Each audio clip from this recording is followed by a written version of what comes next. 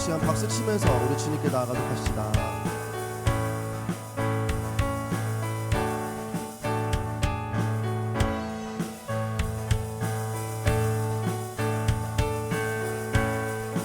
예수 열방의 소망. 예수 열방의 소망, 예수 우리의 위로자, 주는 온 땅에 영원한 소망. 아멘. 예수 어둠 속의 빛. 예수 어둠 속의 빛, 예수 변함없는 진리, 주는 온 땅에 빛이 되시네. 우리 위해 죽으시고 다시 사신 생명의 주, 주님만이 소망이요 변함없는 반석이라, 주님만이 온 세상을 비추시네. 또 죽음에서 부활하신 우리 구주 평강의 왕, 주를 믿는 모든 자의 소망 대신 주를 믿네. 우리 소망 되신 주님의 이름을 다시 한번 고백합시다. 예수 열방의 소망. 예수 열방의 소망. 찬양의 가사를 묵상하며 주님께 나아갑시다. 우리의 위로자, 주는 온 땅에 영원한 소망. 예수 예수 어둠 속의 빛, 예수 변함없는 진리, 주는 온 땅에 빛이 되시네. 우리 위해 죽으시고 다시 사신 생명의 주, 주님만이 소망이요 변함없는 반석이라, 주님만이 온 세상을 비추시네. 또 죽음에서 부활하신 우리 구주 평강의 왕, 주를 믿는 모든 자의 소망 대신 주님만이 소망이요. 주님만이 소망이요 변함없는 반석이라, 주님만이 온 세상을 비추시네. 또 죽음에서 부활하신 우리 구주 평강의 왕, 주를 믿는 모든 자의 소망 다시 주를 믿네.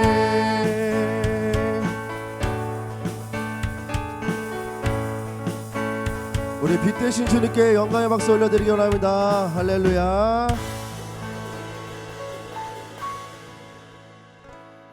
우리 계속해서 찬양하실 때 우리의 필요, 우리의 또 영적인 마름을 채우시는 그 은혜의 주님의 이름을 찬양하며 나아가도록 합시다.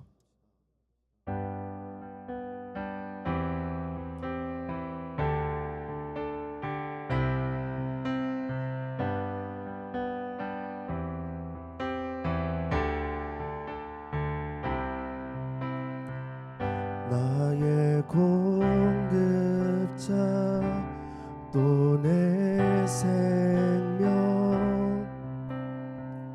놀라우신 하나님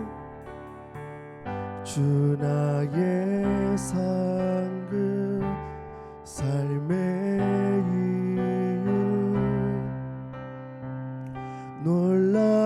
놀라우신 하나님 주님의 그 모든 것이 내 삶을 가득 채우네.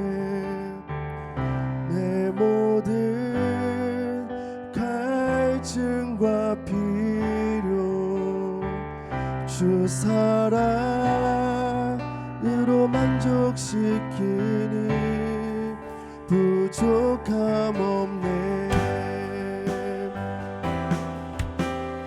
우리의 갈증과 필요를 채우시는 그 주님의 사랑을 기억하며 우리 가사 하나하나를 묵상하며 다시 한번 고백합시다.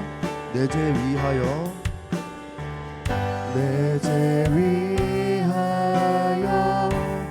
대속하신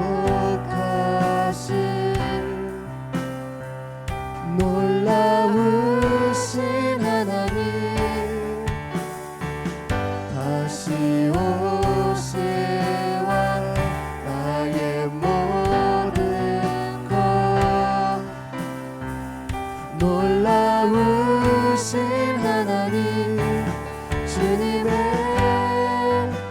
그 모든 것이 내 삶을 가득 채우네. 내 모든 갈증과 필요 주 사랑으로 만족시키 주님의 그 모든 것이 주님의 그 모든 것이 내 삶을 가득 채우네. 내 모든 갈증과 필요 주 사랑으로 만족시키니 부족함 없네.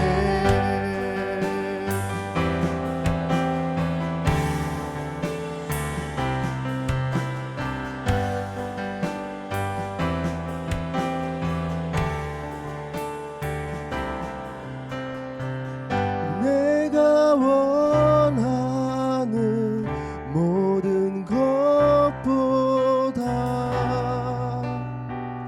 부족함 없는 나의 주님 내가 말하고 아는 것보다 부족함 없는 나의 주님 내가 말하고 아는 것보다 더욱더 놀라우신 주님 내가 원하는 모든 것보다 부족함 없는 나의 주님 내가 말하고 아는 것보다 우리 시간 마지막으로 한 번 더 고백합시다. 내가 원하는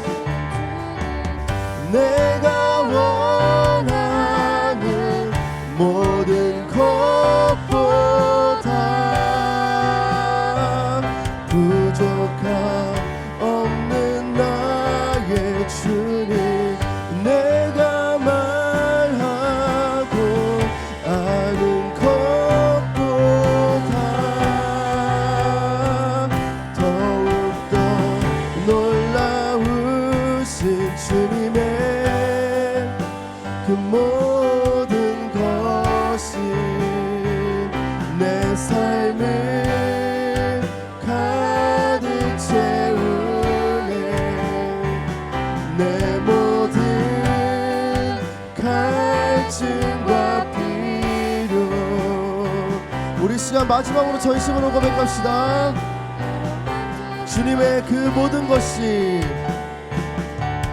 주님의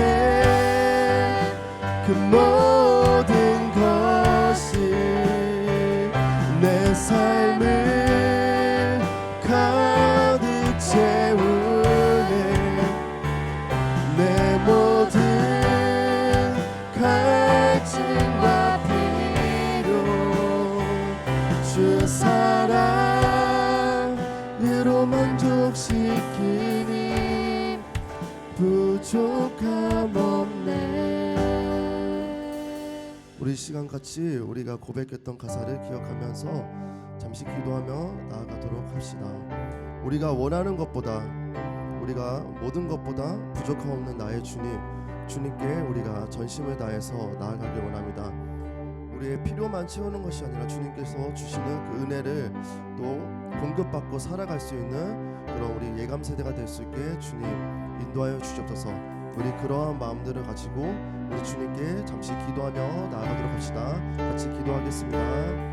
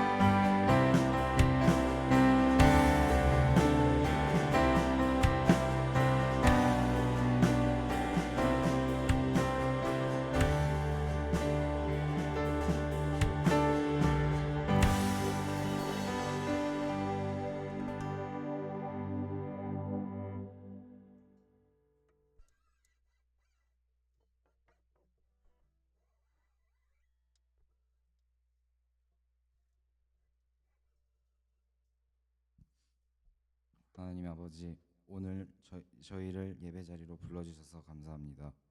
저희가 오늘 예배를 드릴 때 말씀에 집중할 수 있게 해주시고 또 오늘 모든 사람들도 하나님께 함께 해주세요. 하나님 말씀을 전하는 전도사님과 함께 해주세요. 예수님의 이름으로 기도드립니다. 아멘.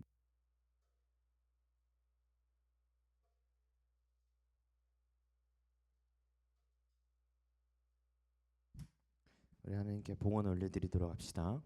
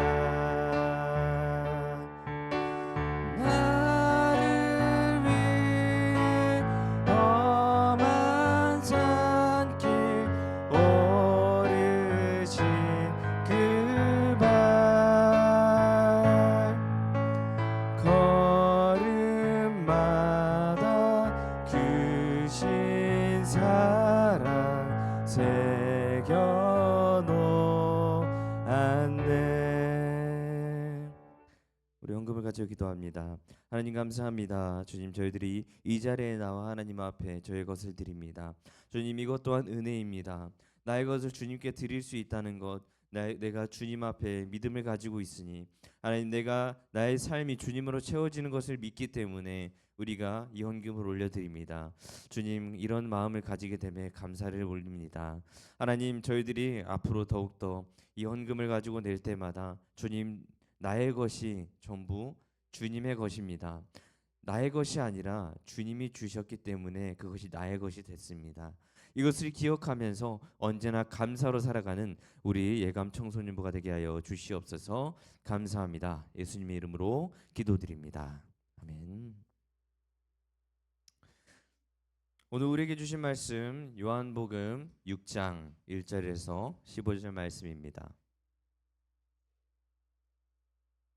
요한복음 6장 1절에서 15절 말씀입니다.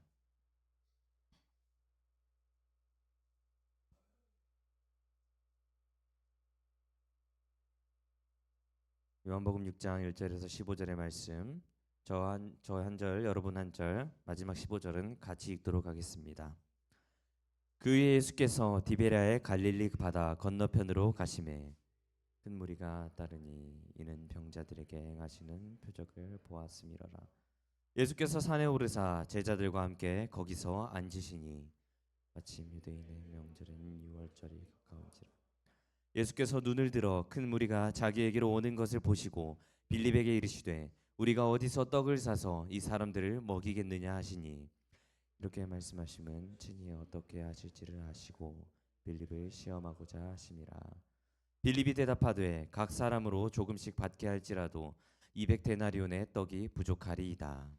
제자 중 하나 곧 시몬 베드로의 형제 안드레가 예수께 여짜오되 여기 한 아이가 있어 보리떡 5개와 물고기 2마리를 가지고 있나이다. 그러나 그것이 이 많은 사람에게 얼마나 되겠사옵나이까? 그래서 이르시되 이 사람들로 함께하라 하시니 그곳에 잔디가 많은지라 사람들이 앉으니 그 수가 5,000쯤 되더라. 예수께서 떡을 가져 축사하신 후에 앉아있는 자들에게 나눠주시고 물고기도 그렇게 그들의 원대로 주시니라. 그들이 배부른 후에 예수께서 제자들에게 이르시되 남은 조각을 거두고 버리는 것이 없게 하라 하시므로 이에 거두니 보리떡 5개로 먹고 남은 조각이 12바구니에 찼더라. 사람들이 예수께서 행하신 이 표적을 보고 말하되 이는 참으로 세상에 오실 그 선지자라 하더라. 그러므로 예수께서 그들이 와서 자기를 억지로 붙들어 임금으로 삼으려는 줄 아시고 다시 혼자 산으로 떠나 가시니라. 아멘. 오늘 말씀 우리 생명의 떡이라는 제목으로 오늘 말씀을 이제 우리가 같이 나누도록 하겠는데요. 여러모로 많이 피곤해 보입니다. 어제 찬양팀 MT가 있었고 하다 보니 다들 얼굴이 약간 시뻘개진 상태에서 또 예배를 드려야 하니 날도 우중충하시고 그래도 우리가 좀 힘내서 말씀을 살펴보도록 했으면 좋겠습니다.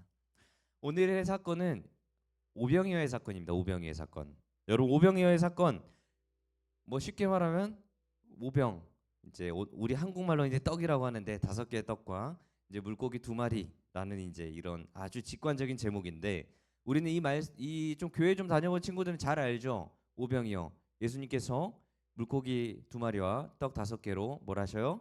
5,000명이 넘는 사람들을 먹이셨다는 그 사건 되게 우리한테 익숙하고 심지어 교회 안 다니는 분들도 이 이야기는 좀 알아요. 그런 것처럼 이제 이 오병이어의 아주 위대한 사건이 예수님의 기적이었는데 근데 오늘 요한복음이 기록하는 이 오병이어의 사건이 단순히 배고픈 자들에게 예수님이 무언가 먹이기 위해서 기적을 일으키셨다라는 그 사건으로만 봐서는 안 됩니다. 무슨 소리냐? 오늘 2절부터 이제 보게 될 텐데 이제 말씀을 보면 사실 기적이 아닌 표적이라고 얘기를 해요. 예수님의 표적이라고 얘기해요. 표적이라는 의미는 기적과 같지 않습니다. 표적은 기적을 통해서 무언가 거기에 메시지가 담겨 있다는 거예요. 그러니까 예수님이 그 오병이어의 사건 그것을 일으킨 이유는 뭐냐? 무언가 전할 메시지가 있었다는 거거든요. 단순히 배고픈 자들을 먹이기 위해서 예수님이 하신 게 아니라는 겁니다. 그렇다면 이 기적의 사건, 즉 표적이라면 표지판을 얘기합니다. 이 기적의 사건이 과연 무엇을 얘기하고 싶은 것인가? 무엇을 가리키는 표지판인가라는 걸 우리가 알아봐야 된다는 겁니다. 요한이 그 목적으로 이 말씀을 기록한 거예요. 특히나 이 오병이어의 사건은 사복음서에 다 나와 있거든요. 마태, 마가, 누가, 요한복음에 다 있어요. 근데 이 저자마다 이 사건을 기록한 의도가 좀 달라요. 요한도 그 의도가 있어요. 오늘 우리는 이 의도를 알아볼 겁니다. 자, 우리가 2절부터 이제 봅시다. 2절입니다. 큰 무리가 따르니 이는 병자들에게 행하시는 표적을 보았음이로라. 자, 먼저 큰 무리가 예수를 따르고 있다고 2절이 기록합니다. 근데 이 자들이 따르는 이유가 뭐예요? 네, 병자들에게 행하시는 표적을 보았음이로라. 예수님이 주로 이 땅 가운데 계실 때 하셨던 사역이 뭐예요? 치유하셨던 사역이죠. 병자들을 고치셨습니다. 그 기적을 사람들이 보았기 때문에 이제 예수님을 아주 대단한 분으로 보았을 거고, 그렇기 때문에 예수님을 따라다니는 겁니다. 그 모습을 보신 이제 예수님인 겁니다. 자, 봅시다. 예수 이제 따라다니면서 무언가 또 어떤 기적을 보일지 이 사람들은 기대하고 있는 거예요. 그런데 예수님은 이제 이 자들을 보면서 갑자기 제자인 빌립에게 이야기합니다. 5절에서 6절 말씀 우리가 좀 다 같이 보겠습니다. 예수께서 눈을 들어 큰 무리가 자기에게로 오는 것을 보시고 빌립에게 이르시되 우리가 어디서 떡을 사서 이 사람들을 먹이겠느냐 하시니 이렇게 말씀하시면 친히 어떻게 하실지를 아시고 빌립을 시험하고자 하심이라. 예수님 이렇게 물으시죠. 빌립아, 우리가 어디서 떡을 사서 이 많은 사람들을 먹이겠느냐? 예수님이 이렇게 물어보십니다. 그런데 6절을 보면 예수님이 의도가 나타납니다. 6절에서 뭐라 그래요? 이렇게 말씀하시면 친히 어떻게 하실지를 아시고 누구를 시험해요? 빌립을 시험하고자 하심이라. 예, 빌립을 시험하고자 하기 위해서 예수님이 이 질문을 던졌다는 겁니다. 어떻게 사서 먹일 거냐 이 사람들을. 자, 그런데 또 빌립은 되게 똑똑한 사람인 것 같아요. 자, 대답하죠. 이제 7절에서 보면은 이제 빌립이 5천 명에게 조금씩 나눠 주더라도 200데나리온의 떡이 부족하대요. 자, 200데나리온은 오늘날 환산하면 약 이제 2천에서 3천만 원 정도의 가치를 지니고 있어요. 그러니까 이 5천 명을 조금만 먹이려고 해도 지금 그 돈이 부족하대요. 조금씩만 먹여도. 자, 사람들이 날이 저물고 있기에 배고픈 상태이고 심지어 이 5천 명도 단순히 남자들의 기록입니다. 이 가족이 단위라고 생각하면 실제로는 약 15,000에서 2만 명 정도 되는 인원이거든요. 그러니까 이 2만 명 정도 되는 사람을 빌립이 빠르게 계산을 해보니 한 200데나리온은 좀 부족합니다라고 예수님께 이야기를 합니다. 자, 빌립이 되게 계산이 빠른 사람입니다. 이런 거를 이렇게 계산할 수 있다는 게 쉽지가 않거든요. 그런 것처럼 빌립은 어떻게 보면 되게 누군가 비서 역할을 되게 잘하는 사람이었을지도 모르겠습니다. 네, 어쨌든 빌립은 말하는 거죠. 이 큰 돈이 부족하다고요. 즉 이게 뭘 의미해요? 우리들의 형편으로는 먹일 수 없다라고 빌립은 대답한 것이죠. 자, 그리고 나서는 이제 이 이야기를 마치고 제자 안드레가 어떤 아이와 함께 등장합니다. 8절에서 9절 말씀 우리가 다 같이 보겠는데요. 제자 중 하나 곧 시몬 베드로의 형제 안드레가 예수께 여짜오되 여기 한 아이가 있어 보리떡 5개와 물고기 2마리를 가지고 있나이다. 그러나 그것이 이 많은 사람에게 얼마나 되겠사옵나이까? 안드레가 예수님께 한 아이를 소개합니다. 그런데 그 아이가 예수님께 가져온 것이 뭐예요? 보리떡 5개와 물고기 2마리입니다. 이 아이는 조금이나마 그래도 도움이 되고 싶었던 것 같습니다. 어쩌면 예수님께라도 좀 자기 것을 드리고 싶었을지도 모르죠. 그런데 제자들이 뭐라고 답합니까? 9절을 보면 그러나 그것이 이 많은 사람에게 얼마나 되겠사옵나이까? 라고 제자들이 이야기합니다. 이것도 무슨 소리예요? 부족하다는 거죠. 먹일 수 없다는 거예요. 그러나 우리 대부분은 이 사건의 결말을 알고 있죠. 어떻게 될 거예요? 예수님은 먹이실 겁니다. 이걸로. 이 어린아이가 가져온 떡이 어떤 일을 행하는지 우리는 알고 있다는 거예요. 우리가 그걸 생각하면서 계속 말씀을 살펴봐야 됩니다. 자, 그렇다면 계속해서 말씀을 나아가 봅시다. 10절에서 11절입니다. 예수께서 이르시되 이 사람들로 앉게 하라 하시니 그곳에 잔디가 많은지라 사람들이 앉으니 수가 5,000명쯤 되더라. 예수께서 떡을 가져 축사하신 후에 앉아있는 자들에게 나눠주시고 물고기도 그들의 원대로 주시니라. 자, 10절을 보면 예수님께서 그 많은 사람들을 자리에 앉히시고 뭘 하시죠? 어린아이가 가져온 것을 가지고 축사하셨다 그래요. 축사. 자, 축사 이제 영어로 하면 우리가 땡스기빙이라고 합니다. 즉 감사하는 겁니다. 감사의 기도를 얘기합니다. 이때 보통 유대인들의 전형적인 기도 멘트가 있어요. 뭐냐면 이렇게 기도합니다. 아마 예수님이 이렇게 기도했을 건데, 온 우주의 왕이신 우리 주 하나님, 땅에서 떡을 내어 주시니 당신을 송축합니다라고 이렇게 기도하는 겁니다. 이게 유대인들의 이 축사의 기본적인 기도 멘트였어요. 예수님도 이걸 하신 겁니다. 자, 중요한 거는 뭐예요? 단순히 그냥 기도가 우리가 많이 하는 거죠. 일용할 양식을 주셔서 감사합니다랑 비슷해요. 네, 그걸 땡스기빙이라고 합니다. 추수감사절은 그것을 감사하는 거죠. 그러니까 땡스기빙 데이라고 하잖아요. 그런 것처럼 이 축사는 감사의 기도였습니다. 자, 그랬더니 어떻게 돼요? 9절에서 보면 11절에서 보면 이 5천 명, 약 실제로는 2만 명에 되는 사람들에게 원대로 나누어 주시고 먹였다라고 기록을 하고 있죠. 자, 이게 바로 우리가 아는 오병이어의 기적의 사건이었습니다. 그런데 여기까지가 대부분이 알아요. 여기까지는 대부분 알고 대부분 익숙한 건데, 문제는 이러한 사건이 단순히 해피엔딩으로 마치지 않았다는 걸 우리가 봐야 됩니다. 뭐냐? 예수님은 칭송을 받으셨습니다, 사람들에게.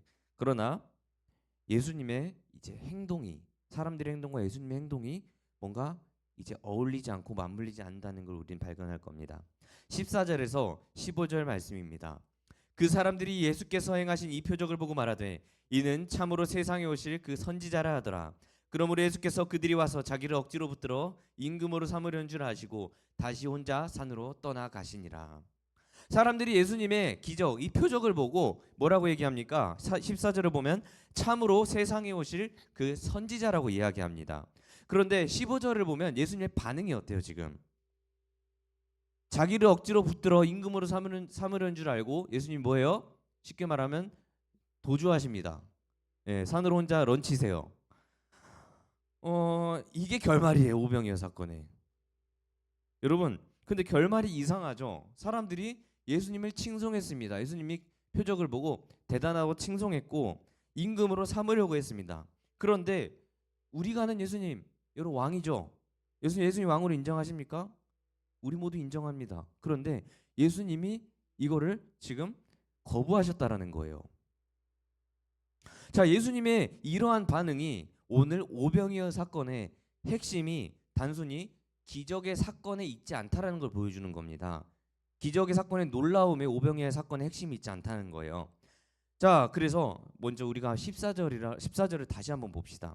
먼저 이렇게 얘기하죠. 세상에 오실 그 선지자다라고 이야기합니다. 자, 그 선지자가 누구일까요? 이 사람들이 얘기하는 예수님은 누구를 얘기할까요?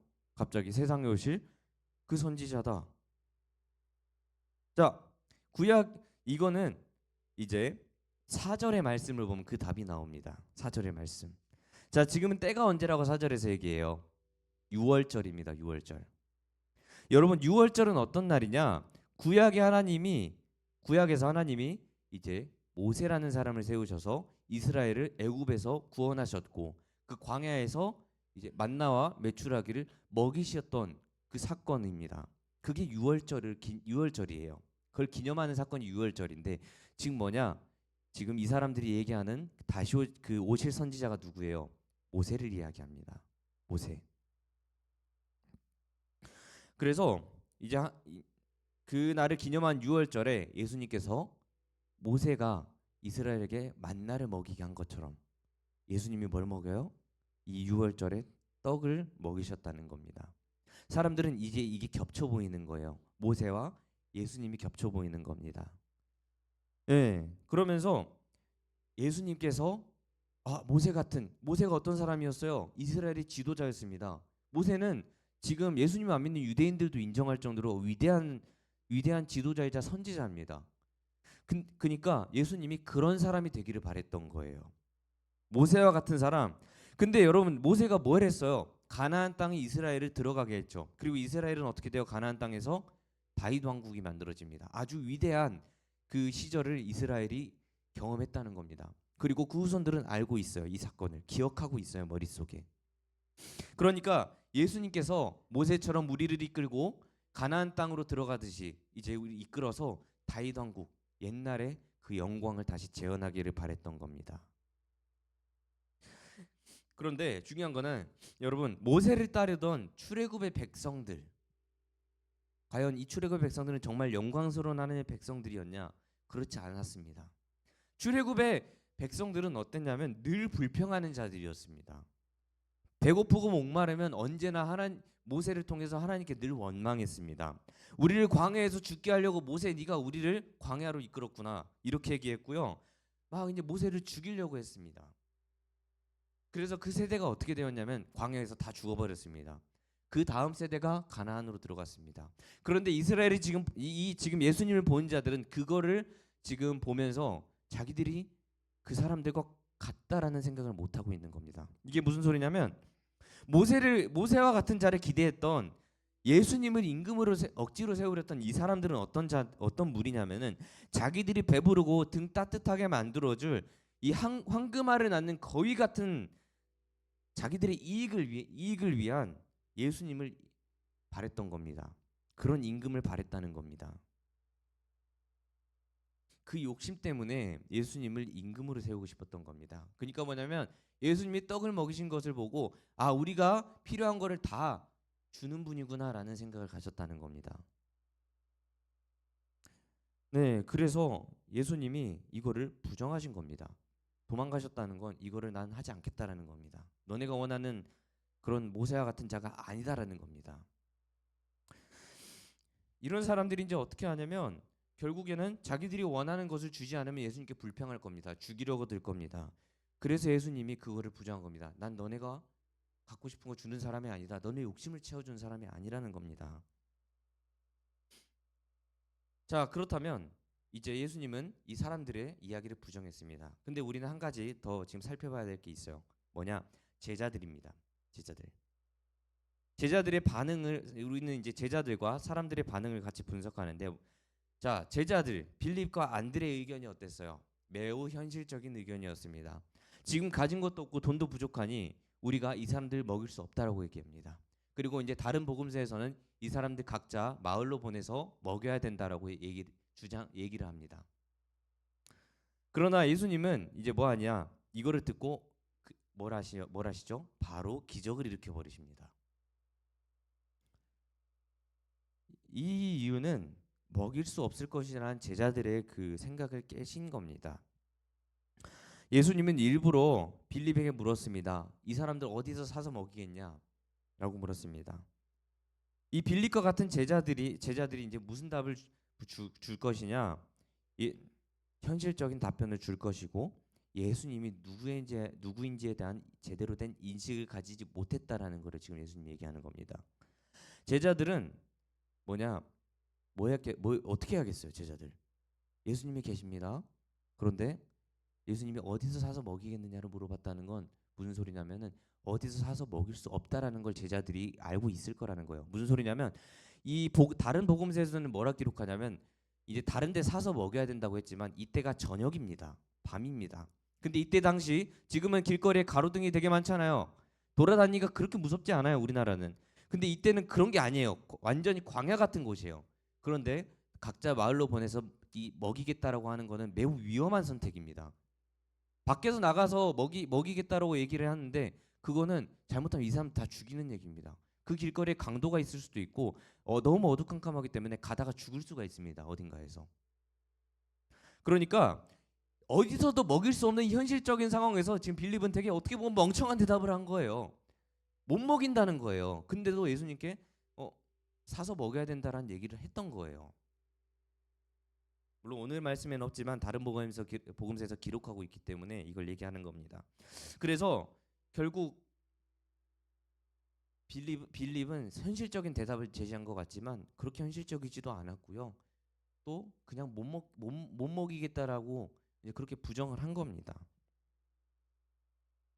자, 그래서 이 제자들은 어떤 사람들을 얘기하느냐? 부족한 믿음을 가진 그리스도인들을 얘기합니다. 예수님을 눈앞에 두고 현실적인 방안만을 고려합니다. 예수를 믿는 자에게는 믿음이 필요합니다. 여러분, 이 상황을 타개할 키가 누구한테 있어요? 예수님께 있잖아요. 그런데 제자들이 그렇지 않았다는 겁니다. 그 생각을 예수님이 지금 깨버린 겁니다. 완전히. 요한은 예수님의 물고기 2마리와 떡 5개로 사람들을 먹이신 오병이어의 기적이 얼마나 예수님이 대단한지 보이는 것으로 끝내고 싶지 않았습니다. 뭐냐? 이런 단순한 의도로 기록한 게 아니고 이 사건에서 제자들과 예수님을 따라갔던 그 무리들이 예수님이 누군지 잘 몰랐다는 걸 기록하는 겁니다. 지금. 그렇다면 예수님은 자신을 누구라고 얘기하느냐? 오병이어 사건 이후 예수님은 요한복음 6장 35절에서 자신의 정체를 밝히세요. 35절 말씀입니다. 예수께서 이르시되 나는 생명의 떡이니 내게 오는 자는 결코 줄이지 아니할 터이요 나를 믿는 자는 영원히 목마르지 아니하리라. 예수님 뭐라 그래요? 나는 생명의 떡이라고 얘기합니다. 예수님은 너희가 원하는 떡을 주는 자가 아니고 생명의 떡 그 자체라고 얘기하는 겁니다. 지금 사람들과 제자들의 모습은 두 부류의 그리스도인들의 모습을 보여주는 겁니다. 예수님의 기적을 보고 임금으로 세우려던 무리들은 이 세상의 보상을 기대하면서 예수를 따르는 자들입니다. 이것만 해결되면 내 인생이 편다. 이것만 있으면 내가 만족한다. 근데 또 반대로 이게 없으면 내가 안 되고 이게 없으면 난 죽는다라고 생각하는 그런 사람들이 그리스도인들이 되게 많다는 겁니다. 예수님께서 그러한 것을 주실 분이라고 기대하고 있다라는 겁니다. 그래서 이제 예수님께서 내가 원하는 걸 주지 않는 순간 예수님께 실망하기 시작합니다. 왜 내가 그렇게 간절히 바랐던 걸 주지 않으십니까? 라고 생각을 한다는 겁니다. 예수님을 요술램프 같이 여긴다는 거예요.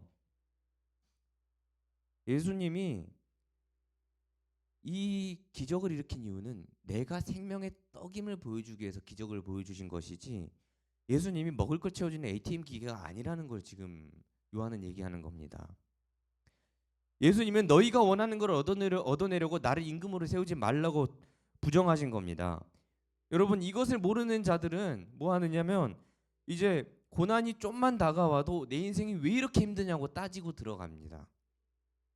반대로 예수가 생명의 떡 그 자체인 거를 인정하는 사람들은 뭐라고 하느냐? 어떻게 여기냐? 힘들어도 이를 이겨내고 나를 넘어지지 않게 만들고 가난해도 행복하고 고난 중에도 기뻐할 힘과 생명이 예수님으로부터 온다는 걸 압니다. 단순히 내가 그냥 언제나 그 편안하고 이런 삶이 아니라 내가 어느 상황이 있더라도 나에게 평안을 주는 건 생명의 떡이신 예수님으로부터 온다라는 것을 인정하는 태도가 나온다는 겁니다. 이게 제대로 된 믿는 자의 모습입니다. 여러분 우리가 고통받는 이유가 뭐예요? 성경이 말하는 우리가 죄인이기 때문입니다.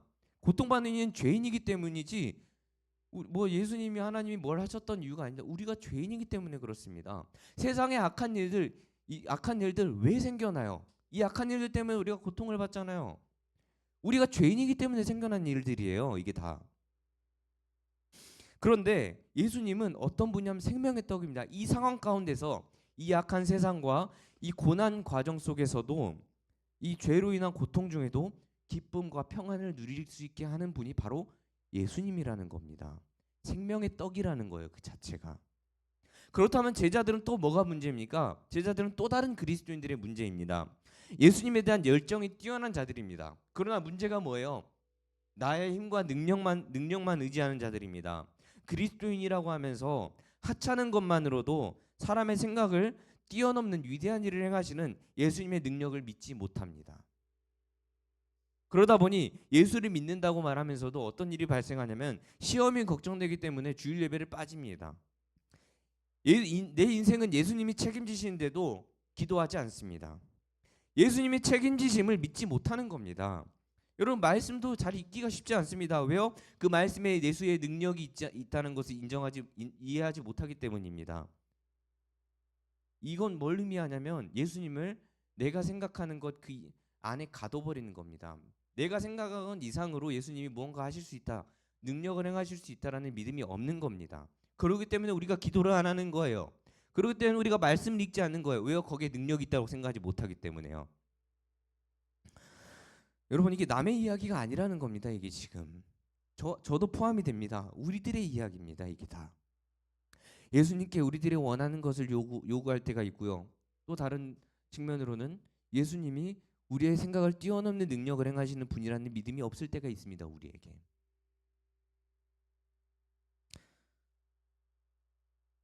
여러분 또 제자들과 여러분은 조금 더 제자들의 모습과 더 가까울 겁니다.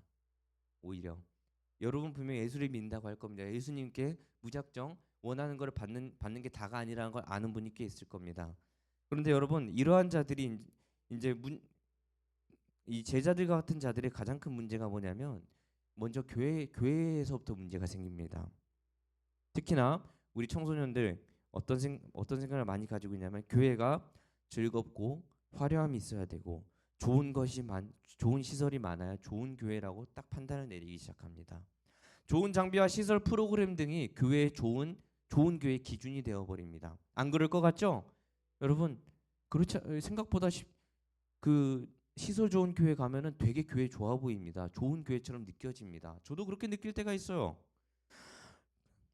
그러면서 이제 좋은 인식을 주는 게 현실적으로 복음 전도에 도움이 된다라고 생각합니다.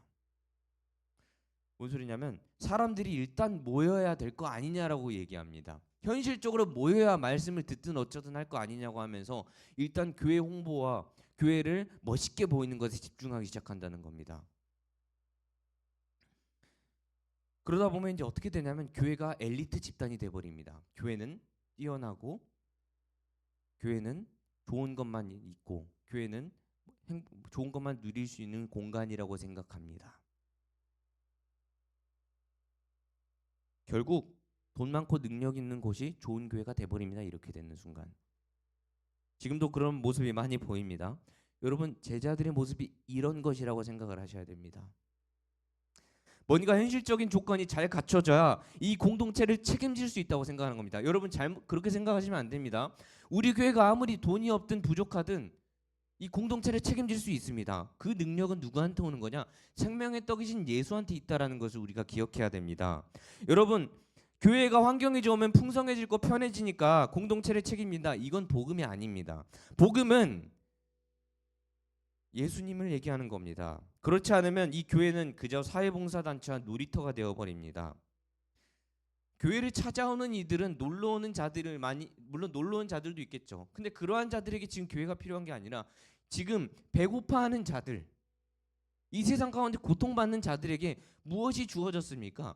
예수 그리스도의 복음이 이 교회 가운데 있다라는 걸 가지고 이 교회에 오는 겁니다. 그런데 이 사람들의 그저 배고픔만 해결해 주겠다고 떡만 확 줘버립니다. 그렇게 되는 순간 그저 교회는 복지단체가 되는 겁니다. 여러분 선교도 똑같습니다.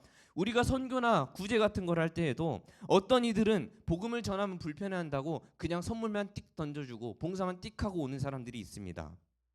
예수를 언급도 안 하고 돌아옵니다. 사회적인 편견이 있으니까 조심해야 된다고 생각합니다. 이게 예수의 복음의 능력을 믿지 않는 겁니다. 여러분 보통 우리가 선교와 구제 봉사는 힘든 곳으로 가잖아요. 고통받고 소외된 곳으로 가잖아요. 그러면 당연히 그들의 배고픔을 해결해 주는 게 맞습니다. 그런데 문제는 뭐예요? 그들의 배고픔을 해결할 그 근원의 문제, 뭐가 필요한지를 얘기해 줘야죠. 당신이 배고픈 거, 이런 거 누구를 통해서 해결될 수 있다는 겁니까? 예수 그리스도를 통해서 해결될 수 있다고 얘기를 해야 된다고요. 예수를 믿으면 이런 것들이 채워진다는 겁니다. 단순히 배고픈 게 아니라 네가 배고파하는 것들 당연히 챙겨주실 겁니다. 예수님은 믿는 자를 그렇게 쉽게 죽게 두지 않습니다. 근데 중요한 거는 뭐냐? 내가 배고픈 가정 속에 있더라도 내가 고통 속에 있더라도 그 가운데 기쁨을 누리고 살 수 있다는 겁니다.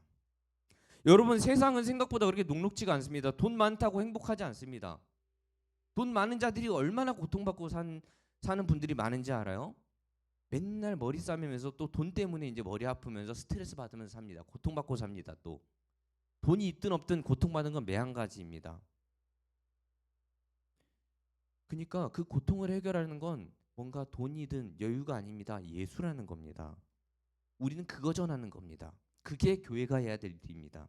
교회는 복음을 선포하는 곳이지 교회는 복지단체가 아니라는 걸 기억하십시오. 물론 다 챙겨주세요. 예수님의 사랑은 이들의 부족함을 채워주는 겁니다. 그런데 복음 빠진 상태에서 채워주지 말라는 겁니다. 복음을 가지고 채워주십시오. 그게 예수님이 주시는 떡이라는 인식을 가져야 됩니다. 그러니까 이 사람들이 떡 보고 그냥 내가 원하는 거 주는 게 예수님이구나라고 생각을 하는 거예요. 우리 교회가 그런 식으로 줘버리면 똑같이 생각합니다. 뭐예요? 교회는 내가 부족한 거 채워주는 곳이구나. 예수님은 어디 갔습니까? 오늘 말씀을 좀 정리합니다. 요한은 오병이어의 사건을 그저 예수님이 초자연적인 능력을 행하시는 능력자로 마치지 않기를 바라는 마음에서 기록한 겁니다. 이게 요한이 기록한 의도입니다. 요한이 오병이어의 사건을 기록한 의도입니다. 떡을 주시는 대단한 예수님이 아니라 생명의 떡 그 자체이신 예수님을 기억하라는 겁니다. 예수님은 자신이 떡을 주시는 기적을 행하시는 분으로만 사람들에게 여기는 걸 틀렸다고 하신 겁니다. 내가 생명의 떡 그 자체다라는 겁니다.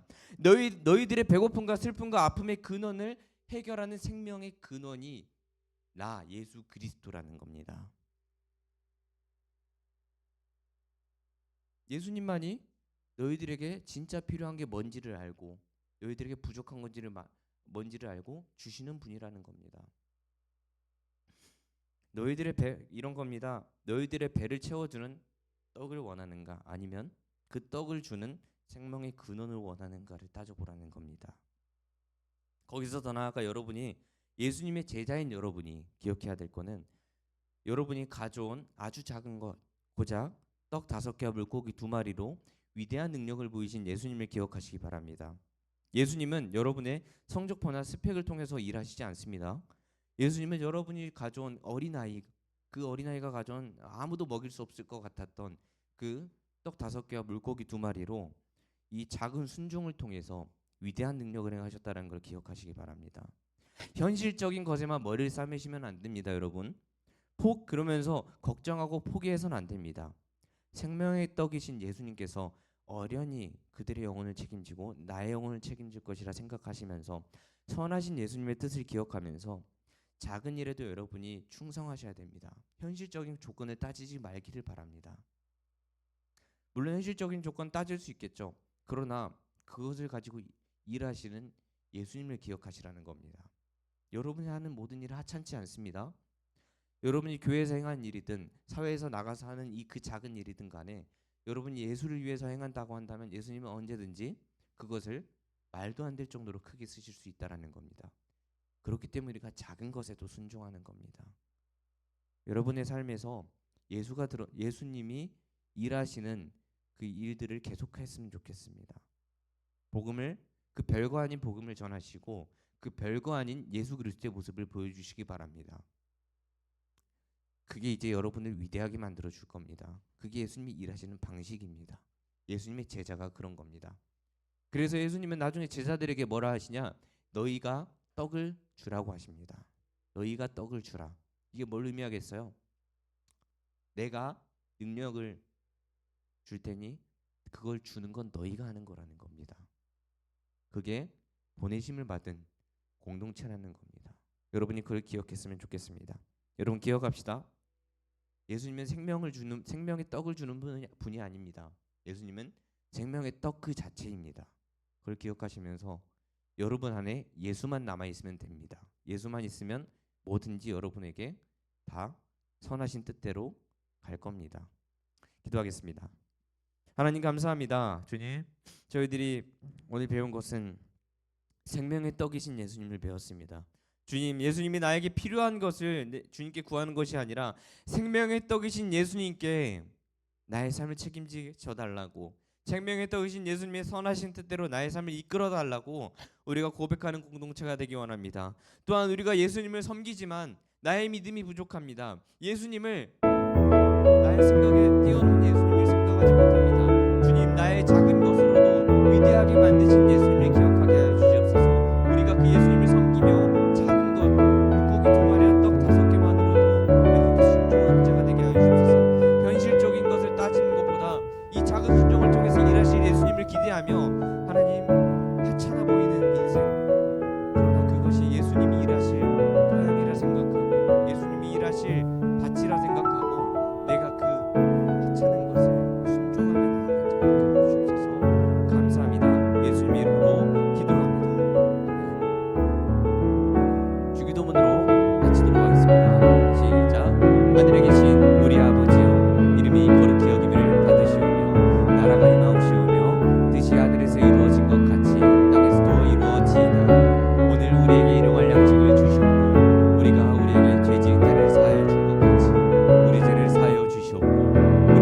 시험에 들게 하지 마시옵고 다만 악에서 구하시옵소서. 나라와 권세와 영광이 아버지께 영원히 있사옵나이다. 아멘. 공부를 하겠습니다. 말레이시아 단기 선교 안내드립니다. 오늘까지 신청입니다. 지금 대충 여기선 100만 원으로 했는데 약 한 7, 80에서 끊어질 것 같습니다. 빨리 신청을 하면 한 7, 80만 원 된다고 생각하시고 지금 저희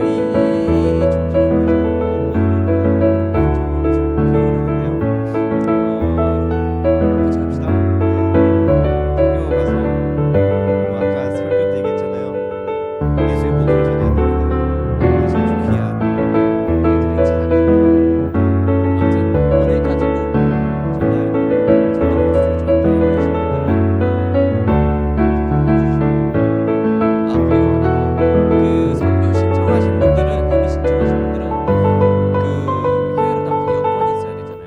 근데 미리 비행기를 예약하려면 그 여권에는 영문 이름이 필요합니다. 영문 이름을 신청하신 분들은 영문 이름을 정확하게 설명해야 됩니다. 정확하게 조사할 거니까 일단 빨리 알아두세요. 영문 이름 뭔지 집에 가서.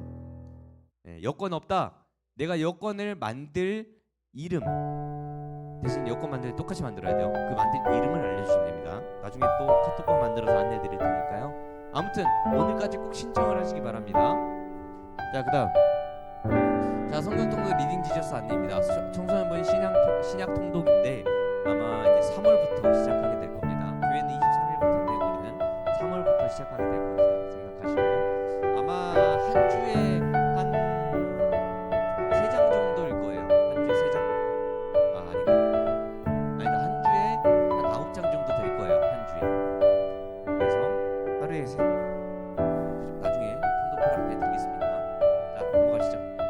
자, 세례 입교 신청 이거는 사실 갑자기 오늘 일정이 미뤄졌어요. 세례가 6월달로 미뤄졌기 때문에 이제 이거는 신청은 아직 받지 않도록 하겠습니다.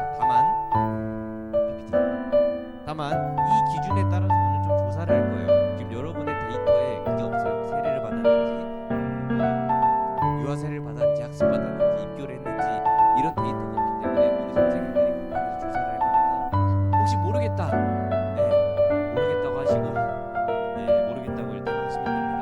내가 학습 세례 입교 받았는지 고민해 보시고 고민이 아니라 사실 여부를 선생님한테 알려주셔야 됩니다. 자, PPT 그다음